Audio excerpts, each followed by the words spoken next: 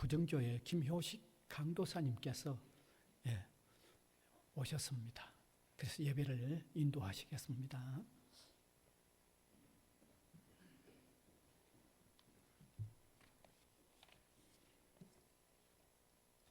주악에 맞추어 묵상기도 드리면서 우리 수요 기도회를 시작하도록 하겠습니다.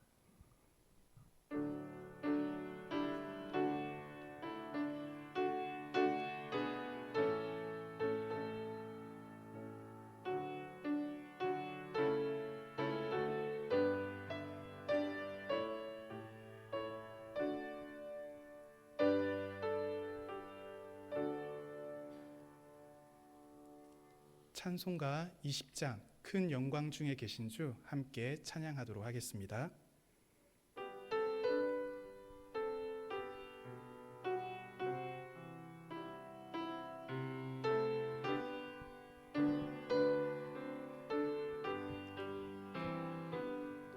큰 영광 중에 계신 주 나 찬송합니다.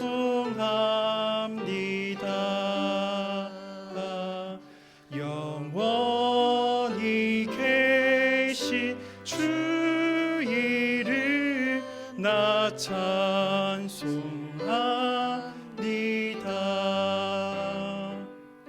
한없이 크신 능력을 나 찬송합니다.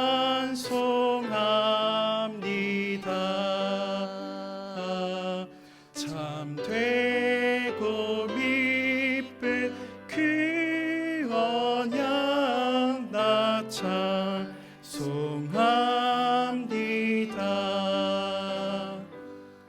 온 천지 창조하시던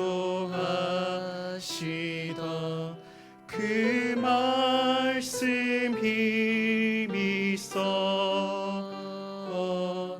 영원히 변치 않는 줄 나 믿사옵니다.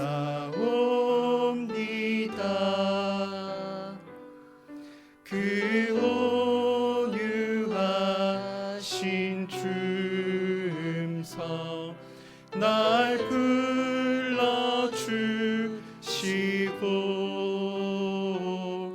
그 품에 품어주시니 나 찬송합니다.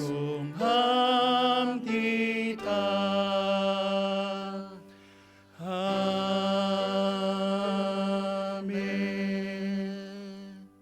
함께 기도하도록 하겠습니다. 하나님 아버지, 참으로 감사합니다.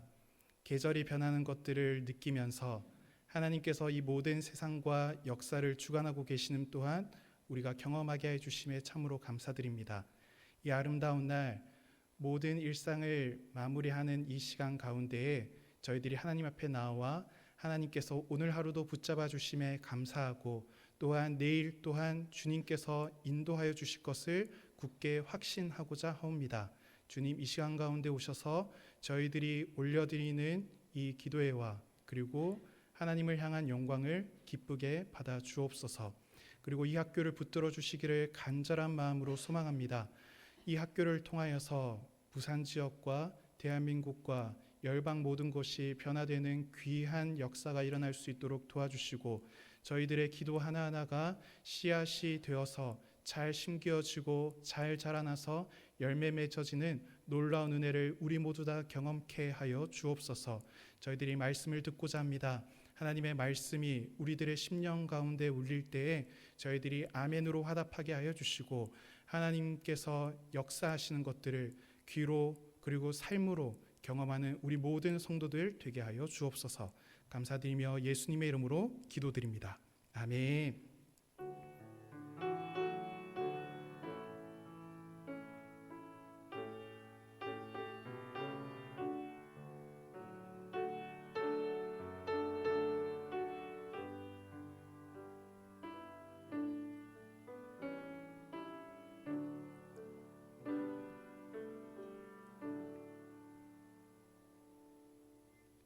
저희들이 함께 볼 하나님의 말씀은 요엘 2장 12절에서부터 17절까지의 말씀입니다.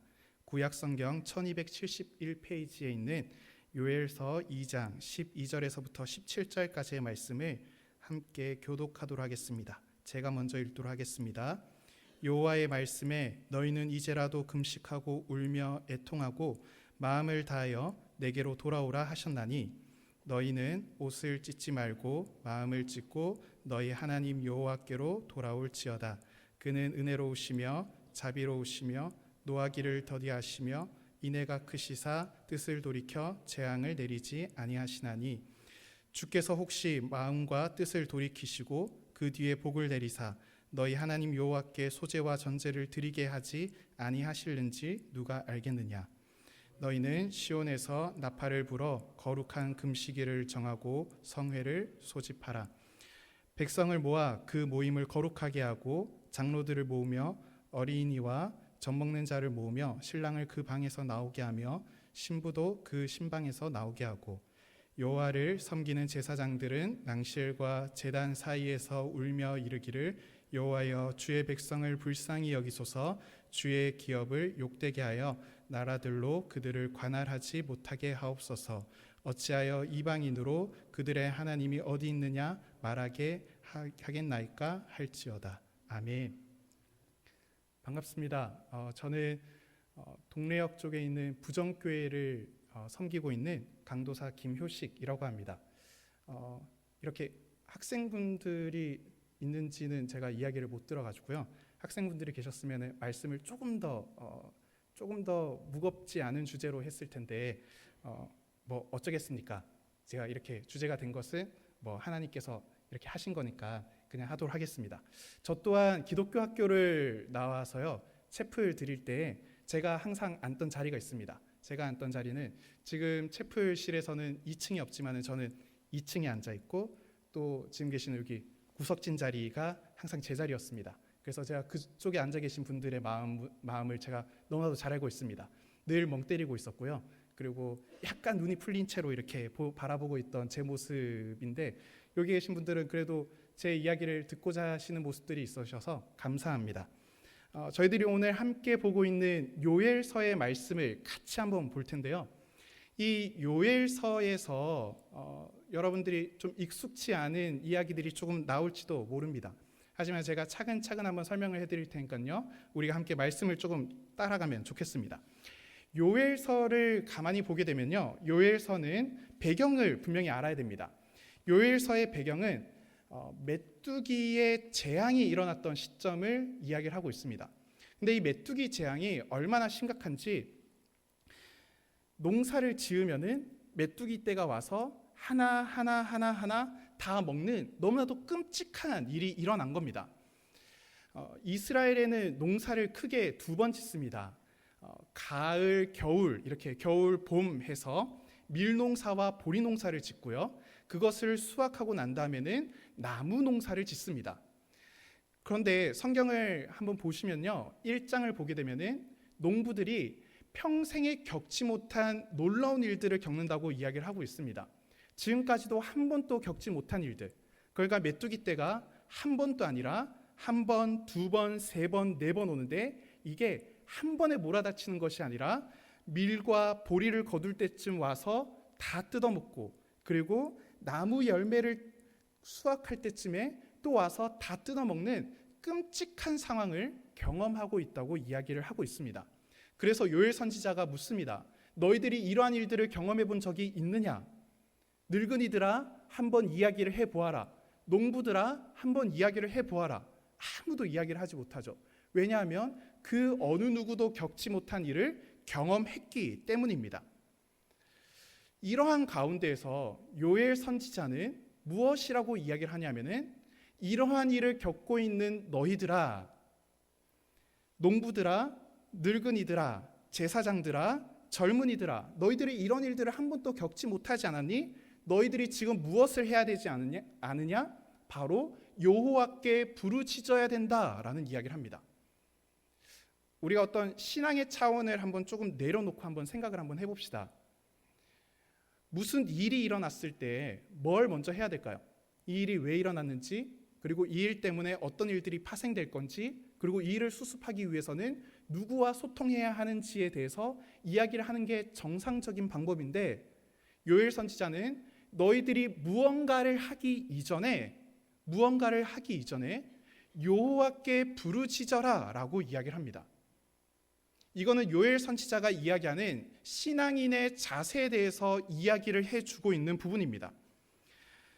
성도라고 한다면은, 하나님의 백성이라고 이야기를 한다면은, 무슨 일이 있을 때 어떠한 경험과 그리고 어떠한 지혜를 떠올리기 이전에 가장 먼저 하나님을 떠올려야 하는 것이 하나님의 백성의 모습이라는 겁니다. 여러분들은 어떻습니까? 여러분들이 삶을 살아갈 때 경제적이나 가정에서의 어떤 문제가 생겨났을 때 어떻게 대처를 하십니까? 직장에 일이 있을 때, 그리고 학교에 어떠한 일이 있을 때 여러분들은 어떠한 형태로 대처하십니까? 순간적인 번뜩이는 아이디어나 지혜를 의지하십니까? 아니면 내가 의존하고 힘을 가진 누군가를 떠올리면서 그 사람에게 도움을 청합니까? 요엘 선지자는 그렇지 않다고 이야기를 합니다. 요엘 선지자가 한다는 것은, 너희들이 해야 될 것은 재앙을 잘 수습하고 이전의 삶으로 속히 돌아가는 것이 지금의 목적이 아니라 하나님 앞에 바로 서는 것, 하나님을 부르짖는 것, 이것이 너희들이 해야 할 첫 번째 일이라고 이야기를 합니다. 왜냐하면 우리의 삶의 앞에서 일어나는 이 일이 우연하게 일어난 일이 아니라 하나님의 크신 계획 아래에서 일어난 일이기 때문에 이 일을 해결할 수 있는 것은 하나님뿐임을 의지하며 나아가는 것입니다. 사랑하는 성도 여러분, 함께 예배를 드리는 모든 지체 여러분들, 우리들의 삶의 지혜는 어떠해야 합니까? 순간적으로 떠오르는 지혜와 그리고 의지해야 될 경제력, 그리고 인맥, 그런 것들이 아니라 여호와 하나님뿐임을 반드시 기억하시기를 바랍니다. 앞이나 뒤나 옆이 다 막혀져 있을 때에 위에 계신 하나님을 바라보는 것이 가장 뛰어난, 가장 위대한 지혜라는 것을 여러분들이 반드시 잊지 않으시기를 바랍니다. 그렇다면은 여호와께 부르짖으라 라고 하는 선포를 들었을 때 어떠한 형태로 반응을 해야 될까요? 요엘 선지자는 이에 대해서도 분명하게 이야기를 합니다. 우리가 함께 읽었던 요엘 2장 12절에 이렇게 이야기를 합니다. 여호와의 말씀에 너희는 이제라도 금식하고 울며 애통하고 마음을 다하여 내게로 돌아오라 하셨나니 라고 이야기를 합니다. 그러니까 요엘 선지자는 시각적인 이미지를 사용해서 하는 겁니다. 너희들이 옷을 찢지 마라. 당시의 이스라엘에서는 무언가 고통스럽고 또한 나의 낮아짐을 표현하기 위해서 옷을 찢는 행위를 했는데, 옷을 찢는 것이 중요한 것이 아니라 너희들의 마음을 찢는 것이 중요하다고 이야기를 합니다. 그러한 시각적인 언어를 사용해서 너희들이 하나님 앞에 서라, 하나님 앞에 회개하라, 하나님 앞에 나오라고 이야기를 하는 겁니다. 왜 하나님 앞에 나와야 하는 것일까요? 이어지는 이야기는 우리들에게 큰 울림을 주는 말입니다. 그는 은혜로우시며 자비로우시며 노하기를 더디하시며 인애가 크시사 뜻을 돌이켜 재앙을 내리지 아니하시나니 주께서 혹시 마음과 뜻을 돌이키시고 그 뒤에 복을 내리사 너희 하나님 여호와께 소제와 전제를 드리게 하지 아니하시는지 누가 알겠느냐. 하나님은 좋은 분이시기 때문에 혹시 너희들이 하나님 앞에 바로 선 그 모습을 보고 하나님께서 혹시 마음을 돌이키시지 않겠느냐라고 이야기합니다. 굉장히 좀 가정적인 이야기를 하고 있는 거죠. 확신에 차 가지고는 하나님이 은혜로우신 분이기 때문에 너희들이 회개하면 하나님께서 반드시 들어주실 거야 라는 이야기를 요엘 선지자는 하지 않습니다. 왜 이런 이야기를 하지 않을까요? 분명히 하나님은 좋으신 분이어서 회개하는 자녀의 이야기를 들으시는 좋으신 분이신데 왜 하나님은 듣지 않으시는 걸까요? 이 이야기를 알기 위해서는 이 본문이 사용된 첫 번째 장면으로 가봐야 됩니다. 그 장면이 어디냐면은 출애굽기에서 금송아지를 섬기다가 하나님께서 진노하시는 장면입니다. 하나님께서 너무나도 진노하시는 거죠. 애굽에서 정말 고생해서 데리고 왔더니 내가 이스라엘 백성과 함께 살아갈 마치 신혼집과 같은 너무나도 아름다운 곳을 만들어 뒀는데 막상 가만히 내려다보니까 이스라엘 백성들은 하나님이 아닌 금송아지와 바람을 피는, 영적 바람을 피는 듯한 행동을 하고 있는 겁니다. 이게 말이 되는 행동이냐 하면서 하나님께서 모세에게 버럭버럭 화를 내면서 이들을 모조리 몰살시킬 계획까지도 가지고 계신 거죠. 그럴 때 이 모세가 하나님 앞에 나와서 하나님께 은혜를 구합니다. 그때 하나님께서 나타나시면서 하시는 이야기가 나는 은혜롭고 자비로운 자이며 노하기를 더디하는 분이라고 이야기를 합니다. 그때에 모세가 뭐라고 이야기를 하는가 하면요, 주여 내가 주께 은총을 입었거든 원하건대 주는 우리와 동행하옵소서. 그러니까 모세 또한 하나님께서 우리들에게 회개와 은혜를 베풀어 주실 것을 확신에 차서 말하지 않습니다. 하나님께 모든 주권이 달려져 있기 때문에 하나님께서 이 모든 것들을 결정하실 뿐이고 나는 그 하나님의 자비에 기대어서 말할 뿐이라고 이야기를 하는 거죠.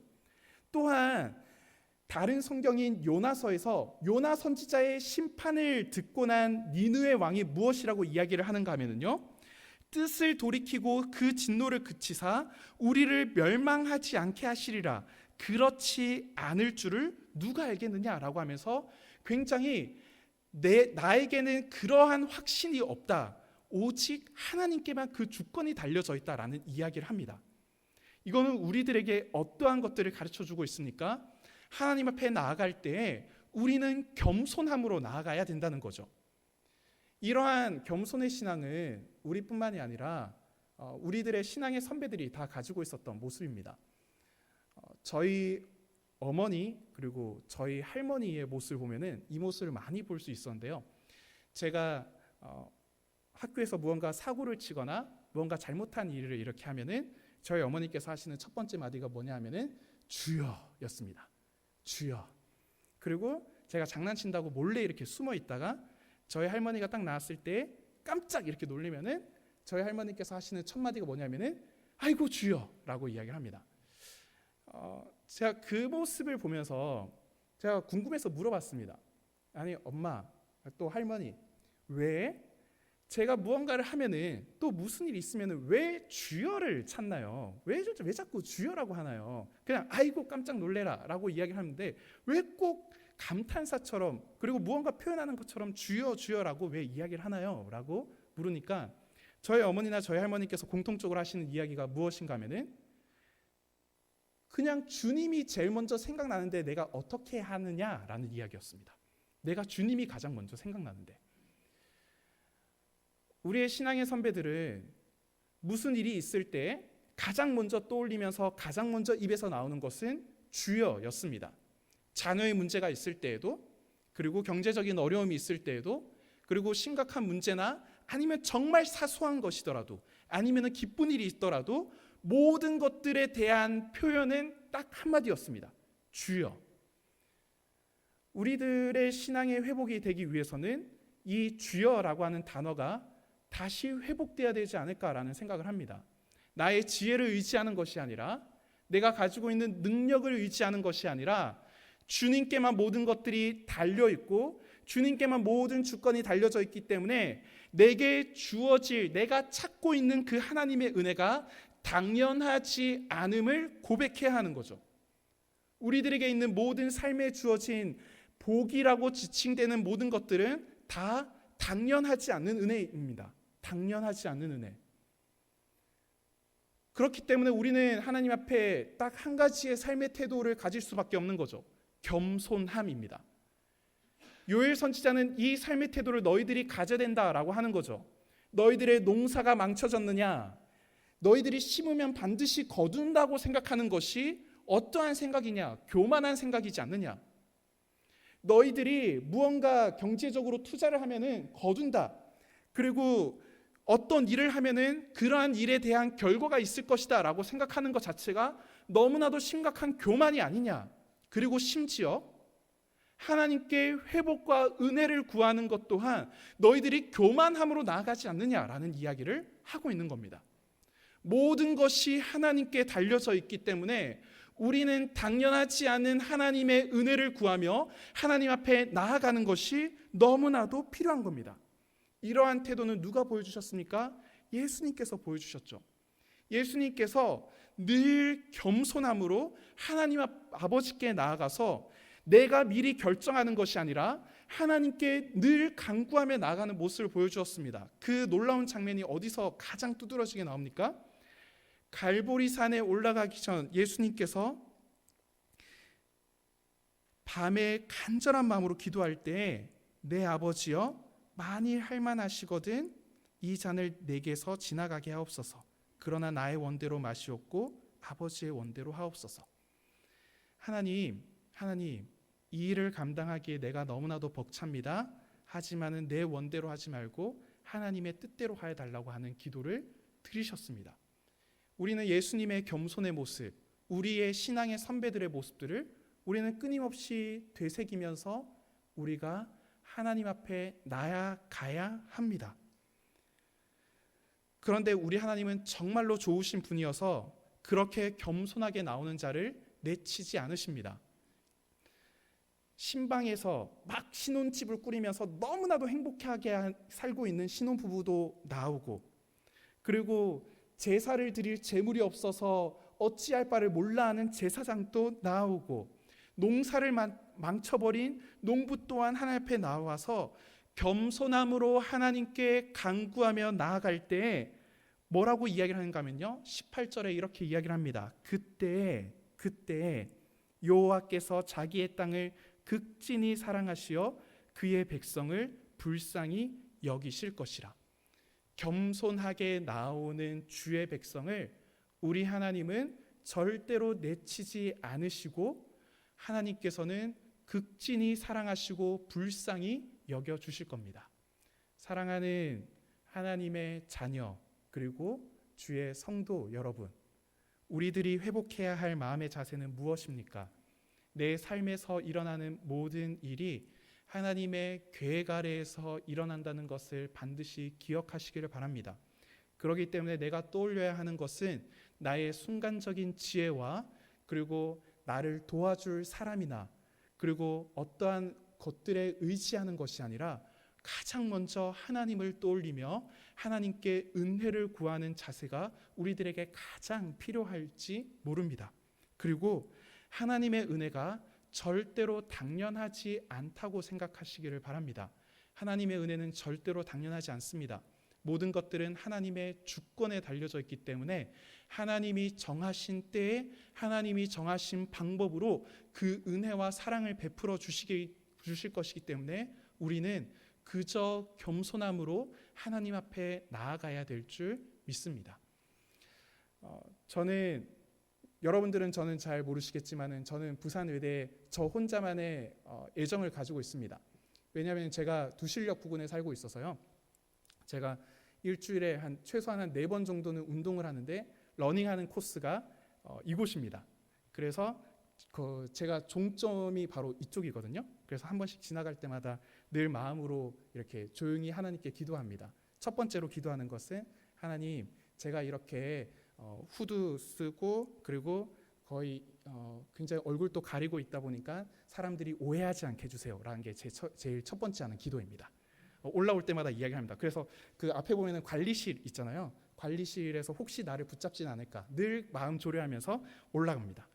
그리고 나서 올라오면서 이렇게 쭉 돌아서 내려오는데 부산 외대가 하나님의 말씀에 근거하여져서 세워졌다는 것을 제가 일찍이 알고 있었기 때문에 저는 이곳을 돌 때마다 가장 첫 번째로 하는 것이 하나님, 이 예배당이 모든 건물들을 바라보고 있는데 이곳으로 통하여서 선포되어지는 하나님의 말씀과 은혜가 이 학교를 둘러싸게 하여 주시고 그리고 다시 그 하나님의 말씀과 사랑이 퍼져나가게 하옵소서라고 하는 기도를 저는 매 순간순간마다 돌면서 기도를 하고 있습니다. 우리가 이곳에 와서 기도하고 또한 하나님의 은혜를 구할 때 이 학교에 허락하여 주신 하나님의 은혜는 절대로 당연하지가 않습니다. 그리고 하나님의 주권에 의하여서 하나님의 정하신 방법에 의해서 이 모든 것들이 하나하나 진행되어져 갔다는 것들을 우리는 겸손하게 인정할 수밖에 없습니다. 그렇기 때문에 이 학교 땅에 발을 딛고 살아가고 있는 우리 모두는 하나님의 은혜를 그 누구보다도 겸손하게 바라면서 하나님 앞에 간절한 마음으로 기도할 수 있어야 됩니다. 뭐라고 기도해야 합니까? 주께서 혹시 마음과 뜻을 돌이키시고 그 뒤에 복을 내리사 너희 하나님 여호와께 소제와 전제를 드리게 하지 아니하실는지 누가 알겠느냐. 주님, 겸손함으로 나아가오니 우리들에게 마음과 뜻을 돌이키시고 하나님의 복을 내리시고 소제와 전제, 매일 드려지는 그 예배의 제물들이 울려 퍼질 수 있도록 은혜 더하여 주옵소서라고 하는 고백을 드리기를, 그러한 삶을 살게 되는 우리 모든 성도들과 주의 백성들 되기를 진심으로 소망합니다. 기도하겠습니다. 하나님 아버지, 참으로 감사합니다. 오늘도 귀한 주의 말씀을 허락하여 주시고 이 말씀이 우리들의 심령 가운데 새겨지기를 간절한 마음으로 소망합니다. 하나님, 우리들이 겸손하게 주의 앞에 나아가게 하여 주시고 겸손히 주의 사랑을 구하면서 하나님의 주권을 인정하는 삶을 살게 하여 주시고 그로 말미암아 우리들에게 주어지는 당연하지 않는 은혜를 경험하는 삶을 살게 하옵소서. 감사드리며 예수님의 이름으로 기도드립니다. 아멘. 함께 찬양하겠습니다. 찬송가 292장 주 없이 살 수 없네 함께 찬양하도록 하겠습니다.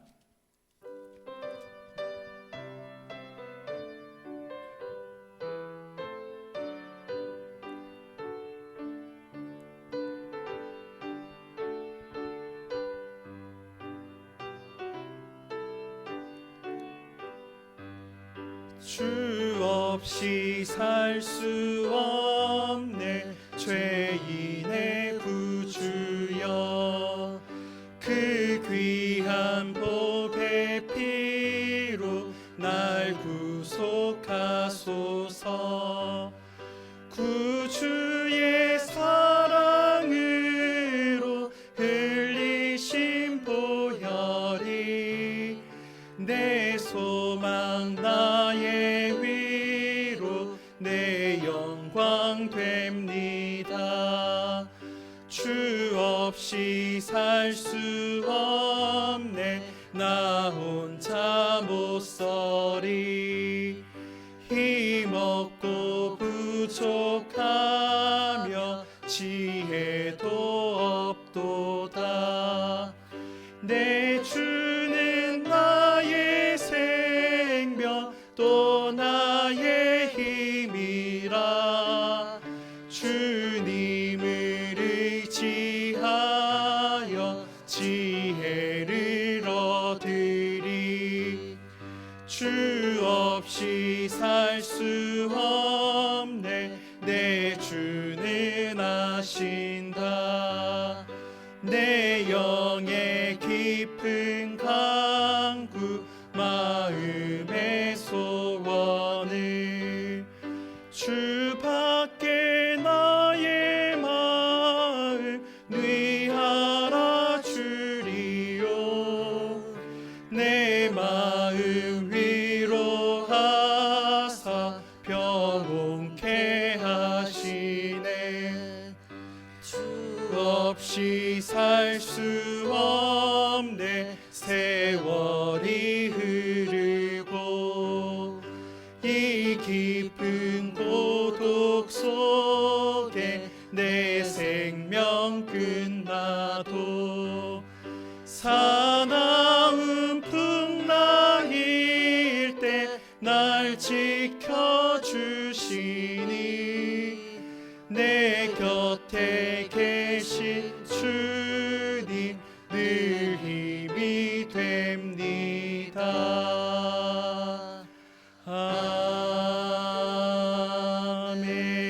아멘. 주님이 가르쳐 주신 기도를 마치도록 하겠습니다. 하늘에 계신 우리 아버지여, 이름이 거룩히 여김을 받으시오며 나라가 임하시오며 뜻이 하늘에서 이루어진 것 같이 땅에서도 이루어지이다. 오늘 우리에게 일용할 양식을 주시옵고 우리가 우리에게 죄 지은 자를 사하여 준 것 같이 우리 죄를 사하여 주시옵고 우리를 시험에 들게 하지 마시옵고 다만 악에서 구하시옵소서. 나라와 권세와 영광이 아버지께 영원히 있사옵나이다. 아멘.